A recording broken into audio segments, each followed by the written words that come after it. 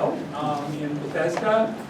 Welcome you to our panel here. I think after that very inspirational plenary session, we're now going to get down into the details of what can be done. In this particular session, we're talking about what happens after someone is convicted or is into the justice system. In many cases, has been incarcerated. Not always, but many of the issues arise whether the person has been actually incarcerated or has just been convicted of a crime or has been into the system. I am the co-chair of the, in my day job, I'm a lawyer in private practice, where my practice has nothing whatsoever to do with any of this. But in my NGO capacity, I'm co-chair of the American Jewish Committee's Washington Regional Office's Civil Rights Task Force, and I am newly the co-chair of JCPA's Criminal Justice Reform Task Force. And we'll have our meeting Tuesday and sort of get going. We're trying to galvanize the Jewish community's engagement through education, legislative advocacy, and community service, the important aspects of the criminal justice reform system, including reentry. Joining me today, we have a panel of a great panel of guests who will address the challenges and collateral consequences that returning citizens face. How organizations are helping them overcome these obstacles, as well as how local communities can successfully support diversion programs and reentry efforts. Returning citizens, which is the preferred term for inmates released from prison, must navigate a complex set of barriers that make resuming any semblance of normal life nearly impossible. Nearly half end up back in prison. Few facilities prepare inmates to be productive members of society. Adjusting psychologically to life outside of prison can be extremely difficult. And having a criminal record also reduces or eliminates entirely the availability of critical programs and facilities that could aid in recovery, such as access to addiction and mental health treatment, support networks, many types of employment and education.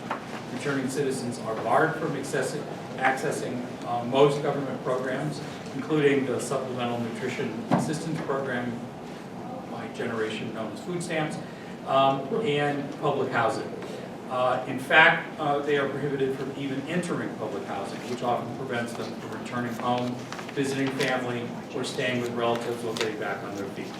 In addition to hardships associated with the basic necessities, such as food and shelter, finding employment can be nearly impossible due to the stigma of incarceration.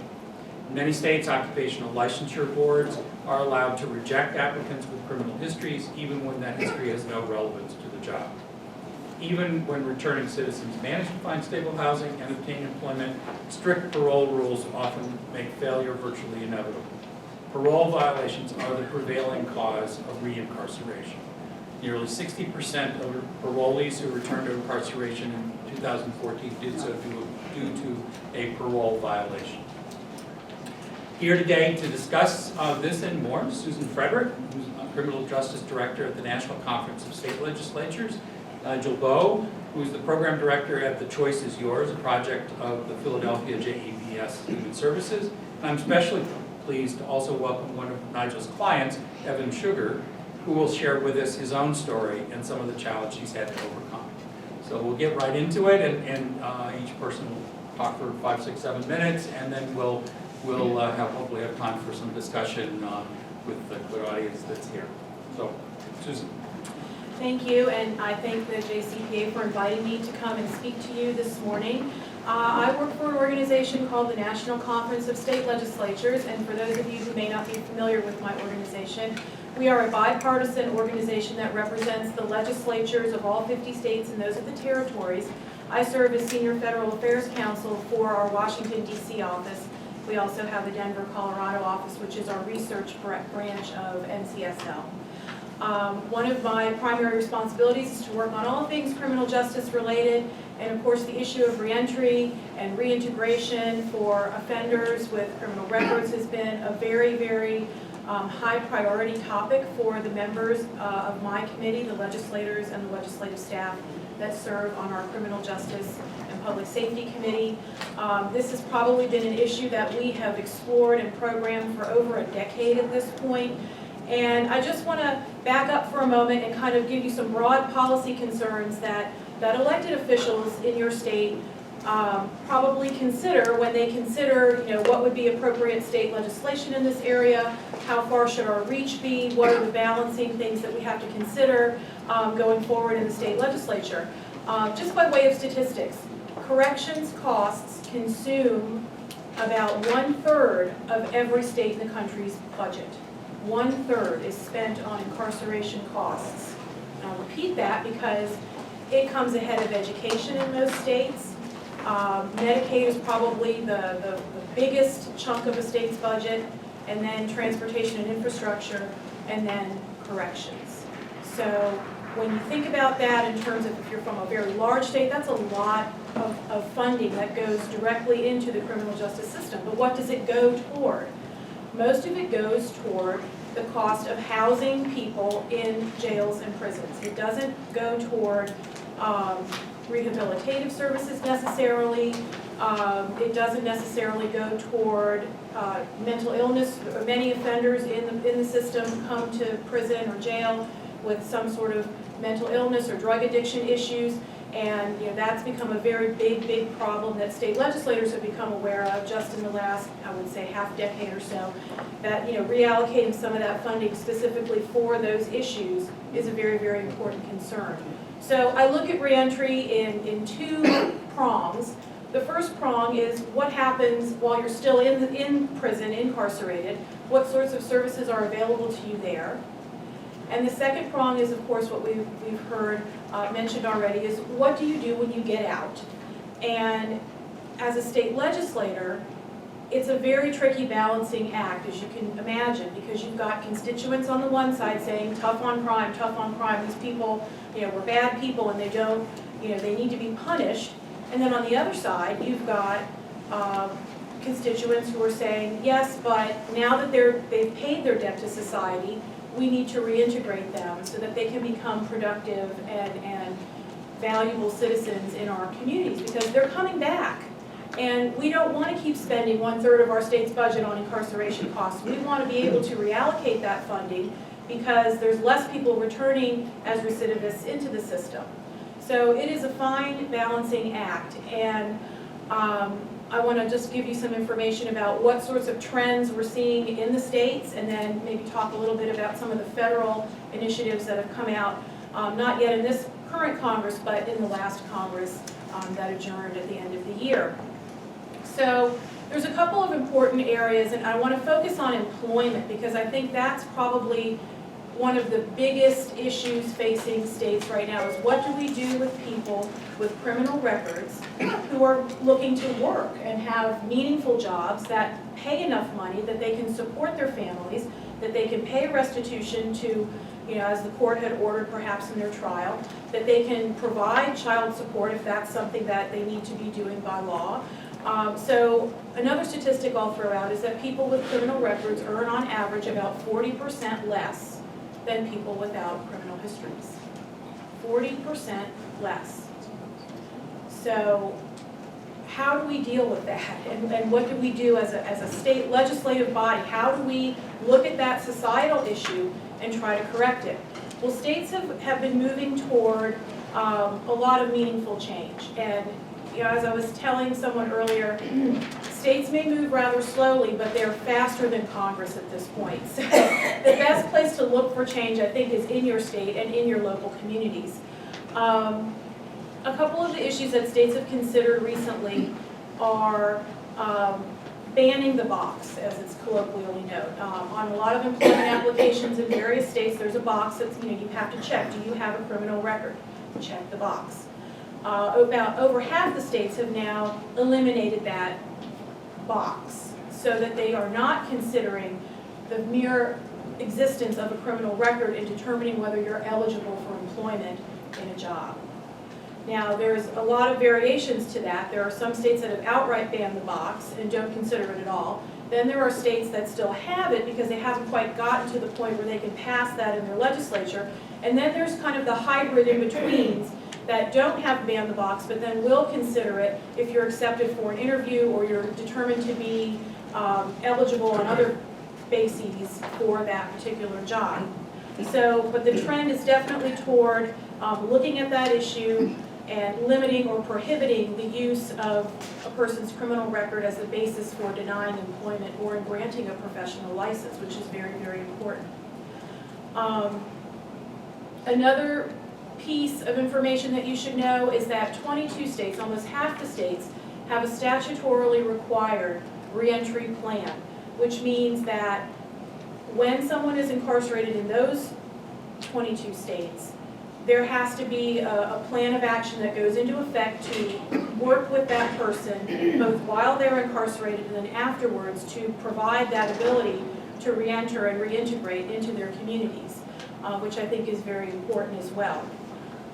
Certificates of employability and employer liability protection is another area that we're seeing activity in the states, and I'll talk a little bit about that. About 20 states have these. 12 states have laws that protect employers who hire people with criminal records so that if that person doesn't work out, they're protected, which I think makes a lot of employers feel a little bit better. Expansion of record expungement or sealing of records is another trend that we're seeing in the states. So states are looking at the ability to, if you were maybe a younger person and you committed a crime and you served your time, you have the ability in some states to go into court and ask that your record be expunged or sealed depending on what your offense was, and the courts will weigh that and decide whether or not that is something that would be applicable to you as the offender. I would say more than half the states, our data shows that more than half the states have some sort of expungement or sealing provision in state law that allows people to go back and attempt that. And I will say, just so you know, lower level offenders and first-time offenders in certain criminal acts are probably more likely to have that happen than recidivists and multiple recidivists. Most of those expungements are for things that are related to mistaken identity or identity theft or fraud, or if the thing that you were convicted of is no longer a crime under state law, which we have seen certain areas of criminal conduct be decriminalized. So if you were incarcerated for possession of marijuana and then your state decriminalized possession of marijuana, for example, you could have your record expunged. Moving on to sort of the federal area, one of the things I was asked to talk about is how you all could become involved in this process. And I think there are several ways. First of all, recognizing that states are facing issues of limited resources. Even in a more prosperous time that we're kind of seeing right now with the rebounding economy, there's limited resources available. States have to fix roads, they have to provide for education, they have to do all these different things in competing budget interests. So one of the things that criminal justice executive branch officials like to do is they like to partner. They like to have these private-public partnerships with organizations that are nonprofits or charitable organizations, religious organizations, coalitions, you name it. But they seek that out as ways to help solve problems that they simply don't have the staff to do or the resources to provide. One of the ways that groups, nonprofits and other organizations of that ilk can become involved, look for state grant money, look for federal grant money. We have a federal law called the Second Chance Act, and it is specifically designed for reentry purposes. Money goes to states and nonprofits for creative and innovative ways to reintegrate offenders, ex-offenders into society.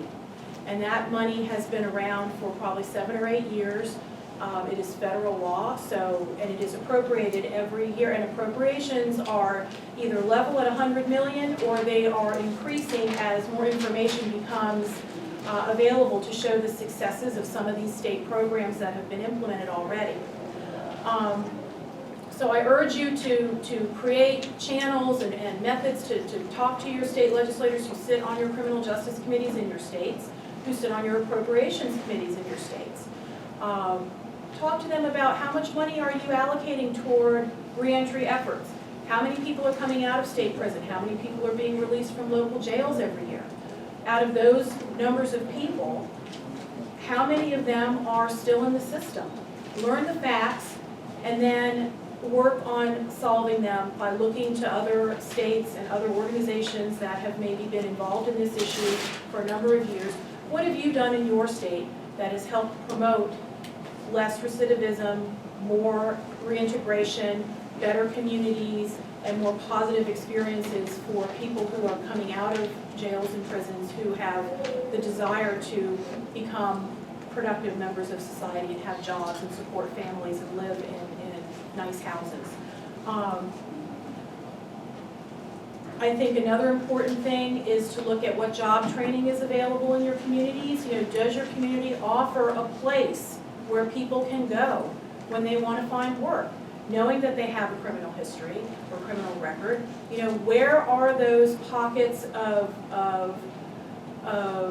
opportunity, and where do they exist in your community? And I think supporting those organizations and entities will go a very long way in, again, providing the appropriate support for these people. And with that, I'll stop. I've overstated my time, but I'm happy to answer questions later and discuss any of these issues. Thank you. Great, thank you. We'll go to Nigel. All right. Good afternoon. Good afternoon. Thank you. And may I say shalom? Very, very excited about being here today.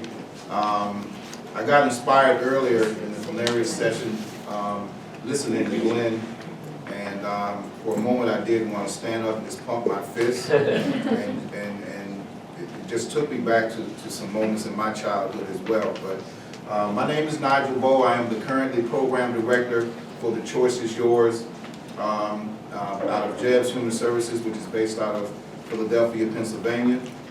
Just a short little history of JEVS. It was founded in 1841 by the Jewish community to help serve the employment needs of Jews escaping the ravages of war and anti-Semitism in Europe. Our founding mission was to not only help people with employment, but it was also to help refugees continue to live a better life, refugees that were escaping religious and economic and political persecution. And so JEVS has just been around for just about 75 years, and just a very, very great organization to be a part of. The program that I run is called The Choice is Yours. It is a diversion program that was developed through the District Attorney Office of Philadelphia. We are a diversion program, so I have coined us a pre-entry program. We have been designed for first-time nonviolent offenders, ages 18 to 24, male and female. All of our clients have been arrested and charged with possession with the intent to distribute some type of illegal substance. What our program was designed to do is give them an opportunity, instead of taking their case to trial, to be able to take our program as an alternative to selling drugs and having to do something that was against the law to be self-sufficient. Our program offers job readiness training, we offer life skills, educational enhancement. We also offer a high school completion program for anybody who comes into our program that does not have a high school diploma or a GED. The other thing we offer is just hope and an opportunity to feel like they belong and that their situation that has gotten them into TCY is not the end of their life. And so what we try to do is try to build them up despite what has happened in their lives previous to walking through our doors. One of the biggest things, and I'm glad Susan hit on it, is that if they complete our program, all of our clients complete our program successfully, their cases are dismissed the day that they graduate. If they go 1 year without a new arrest, their cases are eligible for expungement from the local police, the state police, and the federal police. So it's a very great opportunity. I have a client here today, so I'm not going to take a lot of time, because I think hearing it from him will give you a better perspective on how it is to have a criminal record and be in the system, but also taking advantage of the programs that are out here to give you an opportunity to dismiss, get your case dismissed, expunged, and have a clean legal slate, but more importantly, a clean slate in life. So without any further ado, I would like to introduce to everybody Evan Schuerger, client from TCY. How's it going? So I'm not gonna lie, it's definitely not the easiest thing to talk in front of a group of people about my criminal past. But basically, I started at Temple University. I'm an audio production major. As soon as I got down there, I was living in the city. I let myself get caught up in a lot of things that I definitely never had expected myself to get into. As soon as that happened, it kind of took off pretty crazily. I ended up meeting a lot of very not so great people, doing a lot of things that I never thought I'd be doing. During my time before I got arrested, I had been jumped, I'd been robbed, I had plenty of guns pointed at me. It was a bad situation. I had a best friend, his name was Jamie, and he was like my partner with everything. When I got arrested, I got out of everything. I cut off pretty much everybody I talked to except for 2 people. Jamie, he didn't want to get out whatsoever. And I did everything I could to try to talk to him, but he died November 4th. My other friend Cam was the other person I did everything I could to try to help him. He's currently in prison. He got arrested in September. I got arrested on April 1st. So imagine me calling my parents on April 1st on April Fool's Day and telling them that I'm currently in prison. Nobody believed me at first, to be honest. But what's really crazy is I kind of cut my entire family off when I started down at school and got into that whole lifestyle. I didn't talk to my family for almost 2 years. That's one of the biggest things, that I can say from this program, this opportunity. It's given me a second chance that, maybe I didn't deserve, but I couldn't be more grateful for. But I've been able to reconnect with my family, which means kind of more to me than anything. I moved back in with my parents for the next probably year or so. But even before I went to college, my family, especially me and my parents, were never very close. We never really saw eye to eye on pretty much anything. And since I got arrested and moved back home, somehow that actually gave us the opportunity to start fresh and actually work things out. And I couldn't be happier with them now. This program that I'm in, there's so many kids in this program, and I see that, and I think it's amazing how they're getting a second chance to fix things, because I've talked to a lot of the guys there, and they definitely made mistakes, but they never planned on getting to where they are now. And without this program, all of us would probably be in prison. And that's really weird for me to think about, to be honest with you. Since this happened, I'm currently going to Montgomery County Community College I'm still a sound recording technology major. As soon as I finish my associates there, I will be going back to Temple to finish my bachelor's, but due to my arrest, I was suspended from the campus for 2 years. So I major in sound recording technology, and I started working at Sam Ash Music, which is this big music store. Got 45 stores across the country, and as of last month, I've actually been promoted. I'm now the department manager. So being able to run the entire department and actually have a job that I feel like I do something that at least it somewhat matters, it is kind of amazing to feel. Because before that, honestly, selling drugs was the only thing that I thought I would be good at. Which obviously I wasn't.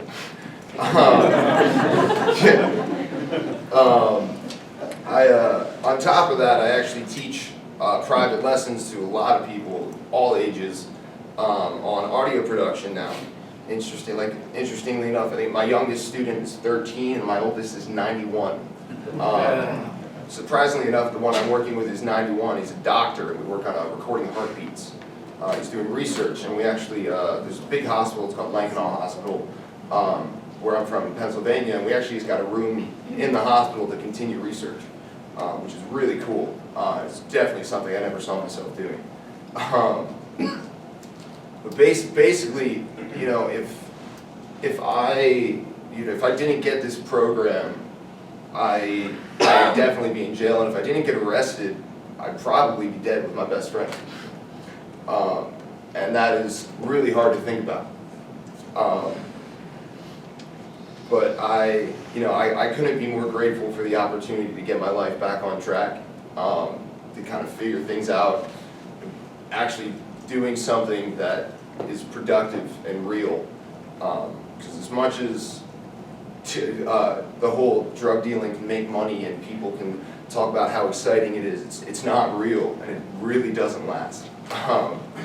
And I've noticed that, you know, not just from my own experiences, but from the people around me.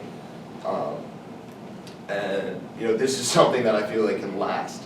You know, I'm getting my degree. I run a studio now as well, like on the side from my job, being the department manager in the audio section. But like, well, I feel like I'm finally doing something that at least to me is productive and real, and it's something I can make.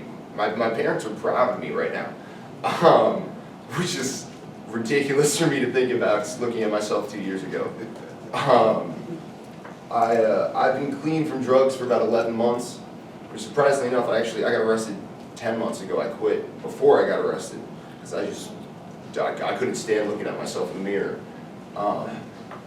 But I'm officially clean. I'm going to school.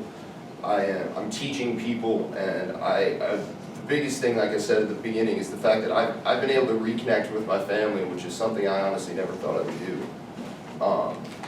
So this program, I can't stress enough how important it is and how meaningful it is, at least to me, because without it, my life would have taken a way bigger turn, and I wouldn't have been able to been doing any of the things I'm currently doing.